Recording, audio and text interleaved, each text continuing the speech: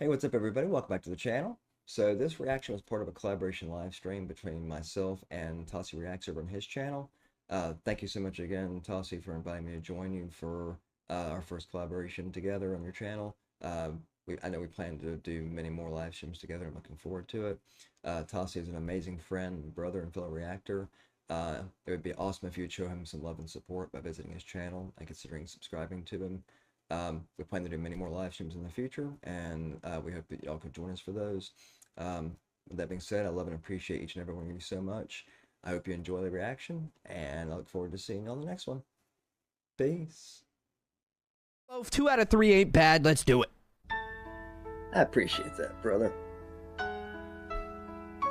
You in the studio and the live stream are my treat. Hell yeah. Love y'all. Ooh, that vibrato. He's got a great voice. I told you everything I possibly can. There's nothing left inside of me. And also the emotion in his face. Yeah, the expression in his face. He's really emotive. He's definitely, he's got like that vibrato that's like nerve. It's like a nerve. Like At least, especially in the opening of the song, yeah, he's almost got like a nervous kind of vibrato to his voice. Very smoky voice too. Oh, it's not raspy, it's smoky. There's a difference. Smoky. Oh yeah, because like Demon Cinepode's raspy, but yeah, this is this is just smoke. It just sounds like smoky, you know? Yep. Inside of me, maybe you can cry all night.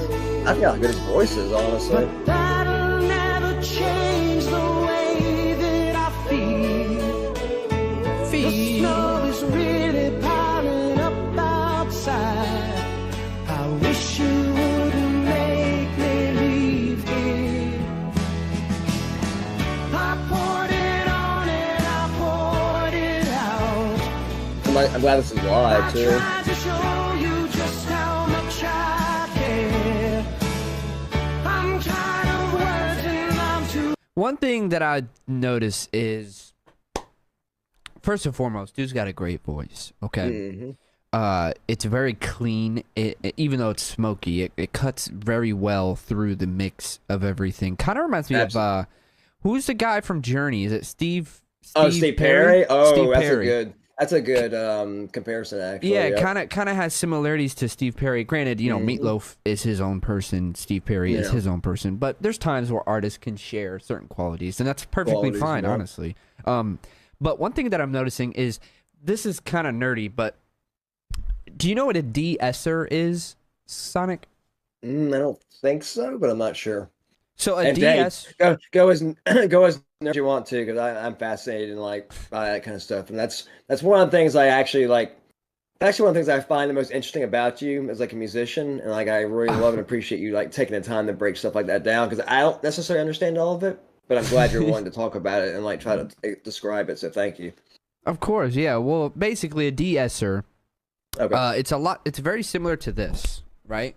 This is a pop filter, or like one of those circle things you'd see in front of a microphone that people have. I might actually have one here to show you what the hell I'm watching the stream for a second while you hold it up. Oh, it's right here. So, like, is there a difference between a windscreen and a pop filter, or are they the same thing? Yes. So this would be considered a pop filter. This circle thing, it looks like a lollipop. That's and then this is a windscreen. Okay. So windscreens are for breath. Most like first and foremost are there for breath. Pop filters are for when you use hard onsets like T's and S's and P's, right? Like plosives. Okay. And this will help catch that, so that's not explosive on the microphone. But a de-esser is essentially this and this kind of put together, but it's digital, and it helps because when you hear those onsets like p or ts, their frequencies on a spectrum frequency, like the frequency spectrum. Sorry, they're high. They're super high because they're super. That's what makes them so abrasive.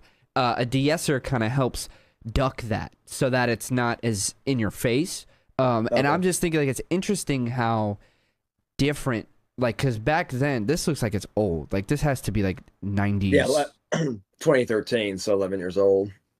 Well, Actually, that's no, almost just 12 years old because March. Yeah, so almost 12 years old. Did this come out in 2013 for real? Yep, March 15th up there. Yep. Interesting. It's an old song, but it's a classic. So Why does hear the difference in quality of de-essers from now to then? I mean, it's still okay. I'm thinking it's older. Are you sure it's 2013? There's Well, no way. Okay, so all right, well, I have to. I also just had to realize that it's this particular video was published in March 15th. That's what I'm saying. But the song is probably, I would think, older than that. Actually, I'm thinking like 90s or late 80s or something. And also looking at the quality or like graininess of the film that it's shot on, it looks like 90s probably, man. Yeah, if I was to guess. I was just like, kind of like making the, like, if you listen to this and listen to when he says his S's or P's or T's and then listen to like a newer song, I mean, it's obvious, like, as time goes on you get better equipment, but yeah, it's still doing its thing. Like, it's like still working. Yeah, even back, that's the thing, even back then, like that's one thing that's always impressed me about technology when it comes to music and performance is like, it's crazy to me to look at videos even from back in the 70s or 80s or 90s and hear their quality. Oh, Wait said 1977. Actually. 77. That's wow. Crazy. I don't even know if de-essers were a thing back then. Yeah, what's up, Messi? I didn't know either. And I saw that Amanda left. Good night, Amanda. I don't know if you're still here, but I noticed that she take it out. easy, Amanda. But yeah, it fascinates me. Like, even with the technology they had back then, they were able to make it work because they had to. But it's crazy to see really just how well some of it worked back then. And it's kind of one of those things that, like, it blows my mind that it was so good back then that they really haven't had to change it much, if at all. And that's just really impressive to me. Like the way the kind of the equipment that engineers are able to design and create, it can be so good that it's like, 30 years later they're still using the same thing as well. It works. Well, so for the most part, it's this, like, the equipment does the same thing. It's just nowadays, it's just more user friendly, so it's easier to do. It's like they really streamline it.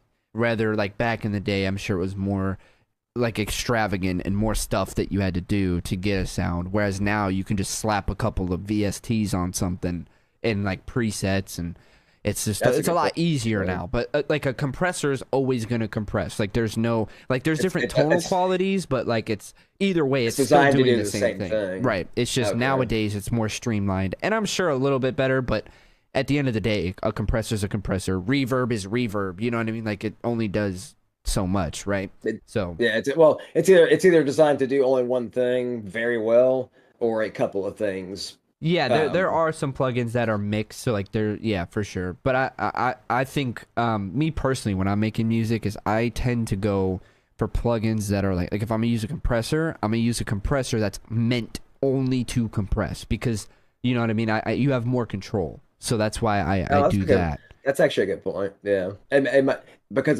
because it's a specialized piece of equipment. Yeah, it gives it's you meant more strictly for compressing. Exactly. It gives you more features and more options just for that one thing. That actually makes a lot of sense. Yeah. That's a really good point. So far, I'm loving this track. Dude, yeah, that's awesome. Show you just how much I care. I'm tired of words and I'm too hoarse to shout. But you've been cold to me so long. I'm crying icicles instead of tears. Look at his face. Just how expressive it is. All I can do is keep on telling you I want you.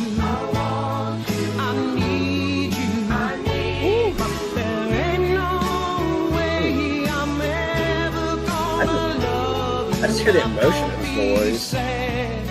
He's got like the dreamy eyes, where your eyebrows are raised. Oh, that's actually a good way to describe that when he looked at the camera. Yeah. Yeah. He's daydreaming right now about whoever he's singing about. For sure. That's actually a good way to describe it. Yep. Don't be sad. The background singers. Yeah. That's a real quick tangent, like not super long, I promise. Oh, dude, I'm enjoying this. I'm loving this. I watch reactions, and it 100%. I understand giving the lead vocalist their flowers, right? Because at the end of the day, it's their song, their performance. But people really need to start giving props to background singers, backup singers. Man. Dude, like it's kind of crazy, like the number of backup singers that don't get any kind of recognition, and aren't allowed to step into the spotlight themselves. Because man, there've been some artists that like their backup singers are nearly as good as they are, and when they are able to be discovered and kind of break out on their own, they become superstars sometimes. You know too. Yeba? Like do you know who Yeba is? I have heard of that artist. Yeah, I haven't heard much music, but I've heard the artist. Yeah, she is a phenomenal singer, and she I meant to check out noticed more of her stuff for being a background singer. That's where she really popped off. I didn't know that. Okay, because of how good she was. That. Dude, who was she a backup singer for? Was it Chance the Rapper or Drake? It was one of the two, or it might have been both. Yeah, okay. and then people were like, "Wow, like she's crazy," and then there you go. And then she was discovered. Yeah, backup singers can make or break their performance, dude. So you gotta give them their flowers. That's actually a good point. Dude, you can have one of the best singers in the world, but sometimes you don't have great backup singers. It can affect the overall performance. You're not getting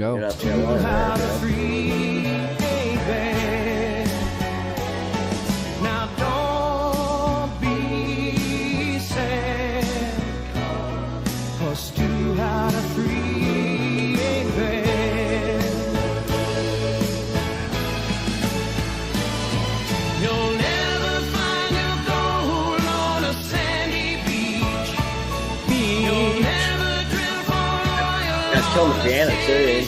Oh yeah. I know you're looking for a ruby in a mountain of rocks, but there ain't no coupe de ville hiding at the bottom of a Cracker Jack box. I can't lie. Oh, there you go. The whole thing. That I'm something I'm not. No matter how I try, I'll never be able to give you something that I just haven't got. That gave me chills. Yeah, dude. I will ever love. How about That that? was so many years ago. And though I know I'll never get her out of my heart, she never loved me back. Ooh, I know. Well, I remember how she left me on a stormy night. Oh, she kissed me and got out of our bed. And though I pleaded and I begged her not to walk out that door, she packed her bags and turned right away. And she kept on telling me, she kept on telling me, she kept on telling me, I want you, I need you. Yeah, dude, this is definitely a good. staple. This is Oh, a yeah. staple, and like that kind of sound, like that 70s, 80s, like ballad, with I'll tell you what, man, you mentioned that piano player. One thing that I noticed about that piano player is their form. Perfect fucking, like their hands. Oh, The at way the that- playing? Oh, yeah. perfect, Yeah, I mean, dude. a perfect posture, perfect Postures hand up. placement. Oh, yeah. That's the first thing I noticed when I heard it, and then they put the camera on him. I'm like, dude, he's sitting up straight. He's got his fingers on the keys, like he's nailing it. Yeah, Doing his thing, man, for sure. He's an awesome piano player.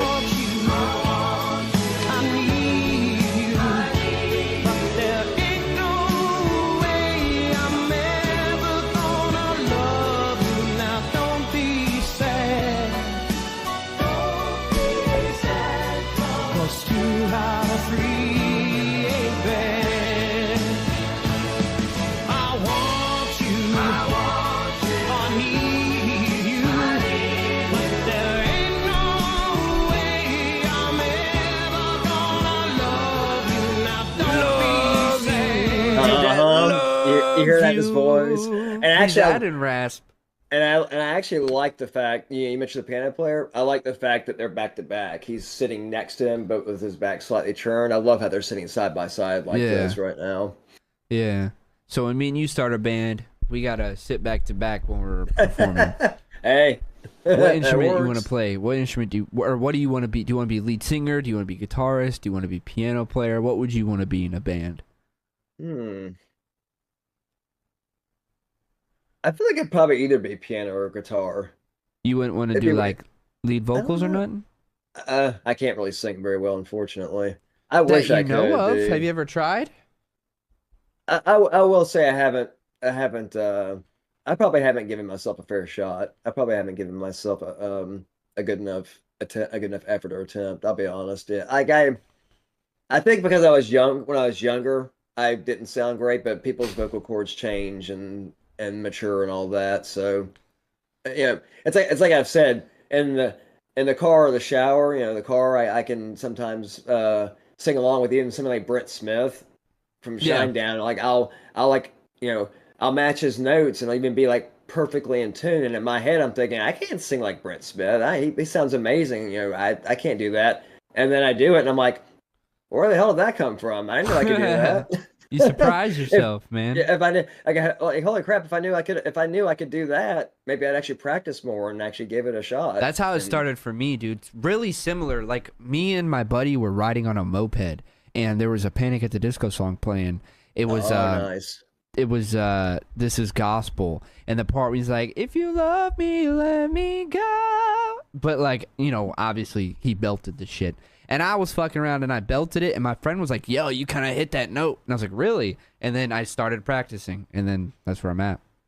The rest is history. Dude, you got a beautiful voice. You really do. So you have a beautiful voice.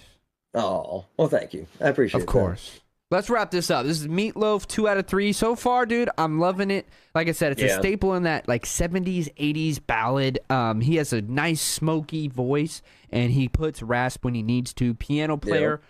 On point, great posture, and the background singers, they're doing their thing, man. We got to give them their roses. Absolutely.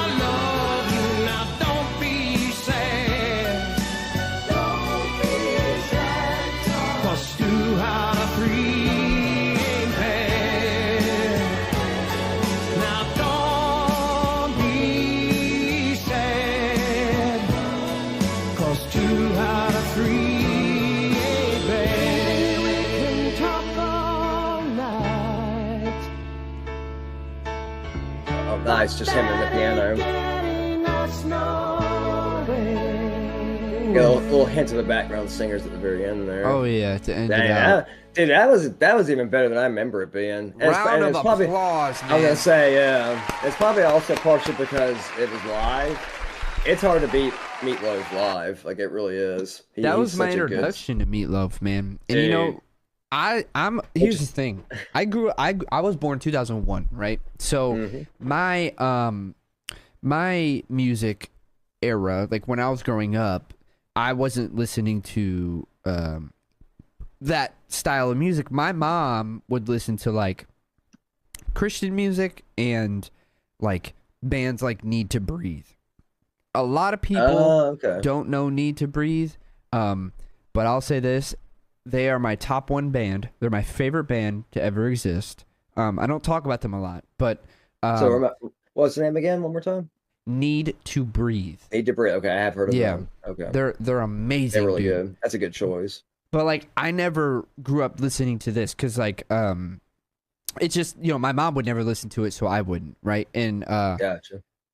But as I've been doing reactions and getting more songs that are like from the 90s, the 80s, the 70s, it's like, damn, like I missed out. I could have really listened to a bunch of good songs back in the day.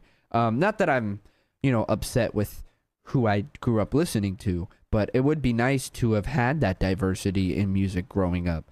So I'm glad now to be able to be introduced to it and being introduced and discovered. Yeah, I feel the same way. It's like I told you and a lot of I've told you and the BWP and people in the studio. Like I feel blessed and lucky and fortunate that I grew up the way I did in a sense, because like when I was a kid, my mother and father and my uncle would play the oldies. So I heard the 40s and 50s and 60s. Um, and some of the 70s also.